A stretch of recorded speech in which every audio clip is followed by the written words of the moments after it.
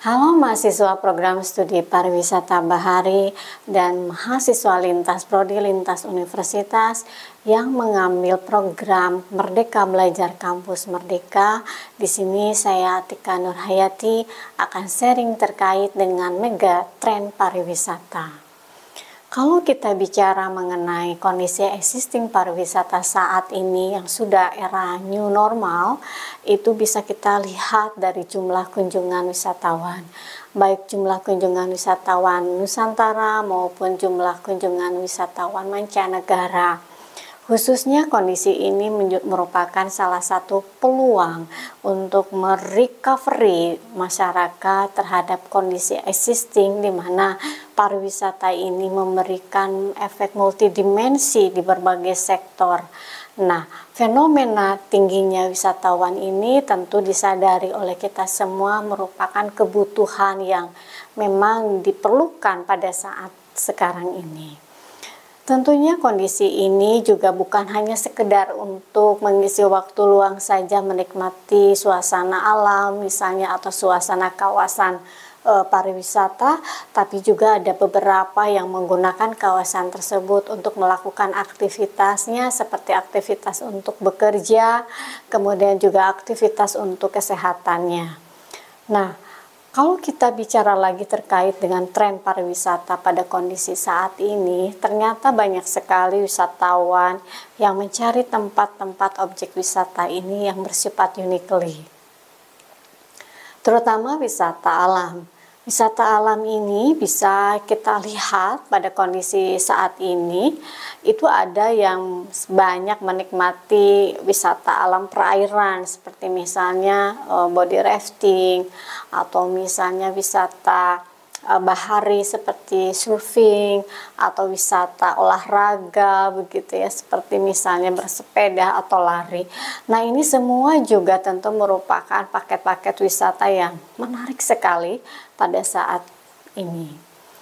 Kemudian kalau misalnya kita lihat lagi bahwa mega tren pariwisata ini tentunya didasari oleh perilaku konsumen atau wisatawan yang mulai aware terhadap wisata itu sendiri. Jadi saat ini wisatawan itu benar-benar dilihat dari media sosial, misalnya tempat destinasi mana yang akan dituju. Kemudian bisa dilihat di situnya terkait dengan ratingnya atau reviewnya begitu ya dari platform digital yang ditawarkan oleh pelaku usaha wisata itu sendiri. Nah, tentu dengan mega tren pariwisata ini didasari oleh keinginan wisatawan untuk mencari destinasi yang unik, kemudian destinasi yang menantang mungkin ya, kemudian destinasi juga yang menarik begitu ya, berdasarkan jenis kelamin, berdasarkan usia, berdasarkan pendapatan atau berdasarkan tren yang diminati oleh wisatawan itu sendiri. Nah, berdasarkan catatan dari Badan Pusat Statistik bahwa jumlah kunjungan wisatawan mancanegara ini dari tahun 2023 misalnya begitu ya, itu mengalami kenaikan yang cukup tinggi. Hal ini didasari karena pada saat pandemik tentunya ada pembatasan wilayah atau restriksi gitu ya. Restriksi ini tentu tidak semua orang bisa menjalankan mobilitasnya kemana saja, tapi ada pembatasan pada saat terjadi pandemi COVID-19 ini. Tentu di sini dilakukan ada upaya adaptasi ya untuk menjawab perubahan dari tren wisata dunia ini, seperti misalnya adaptasi kebiasaan baru pada saat setelah terjadinya pandemik begitu, itu betul-betul diterapkan. Kemudian pembatasan jumlah kunjungan wisatawan, kemudian juga ada pemeriksaan kesehatan bagi wisatawan dan sebagainya. Itu adalah upaya adaptasi untuk menjawab perubahan tren wisata dunia pada saat ini. Kemudian tren wisatawan mancanegara yang berkembang saat ini juga dijawab dengan langkah-langkah yang tepat begitu ya, sehingga fenomena tersebut bisa bermanfaat dari sisi industri pariwisata secara nasional, kemudian juga dari aspek pelestarian budaya. Memang bukanlah hal yang mudah ketika kita memasuki era tren global di sektor pariwisata ini. Apalagi kita berkeinginan untuk bisa mengembangkan destinasi pariwisata yang di Indonesia, khususnya wisata alam yang memiliki uniquely berbeda dengan daerah lainnya. Namun di sisi lain juga wisata buatan juga sekarang sudah mulai bergeliat kembali. Hal ini adalah menjadi peluang bagi kita semua, karena di dalam wisata itu tentu harus tersedianya akomodasi atau fasilitas sarana prasarana, termasuk di dalamnya juga aspek pemenuhan kebutuhan makanan dan minuman. Nah, terjadinya perubahan perilaku berwisata ini tentu melahirkan tren baru ya untuk masyarakat yang biasanya lebih senang memilih mass tourism, sekarang lebih bersifat private tourism. Dan hal-hal ini memang dilakukan oleh wisatawan ketika memilih paket-paket wisatanya sendiri. Kemudian tren tersebut itu lahir karena perubahan paradigma bekerja yang ada di masyarakat, begitu ya. Bekerja bisa di mana saja, kemudian bisa kapan saja, kemudian juga bisa fleksibel. Nah, ini juga merupakan peluang di mana tempat wisata juga bisa dijadikan sebagai tempat orang untuk bekerja, begitu ya. Nah, kemudian para wisatawan juga mencari pengalaman berlibur yang unik, sehingga para wisatawan itu mencari tadi ya daya tarik dari setiap daerah yang akan dikunjungi. Dan biasanya penggunaan media sosial terkait dengan tempat destinasi ini menjadi salah satu pengambilan keputusan dari pihak wisatawan itu sendiri, akan pergi kemana, kemudian biayanya berapa, kemudian berapa lama, kemudian aktivitas selama wisata itu apa saja yang akan dilakukan. Biasanya melihat kepada review dan komen dari setiap unggahan di media sosial terkait dengan destinasi wisata itu sendiri.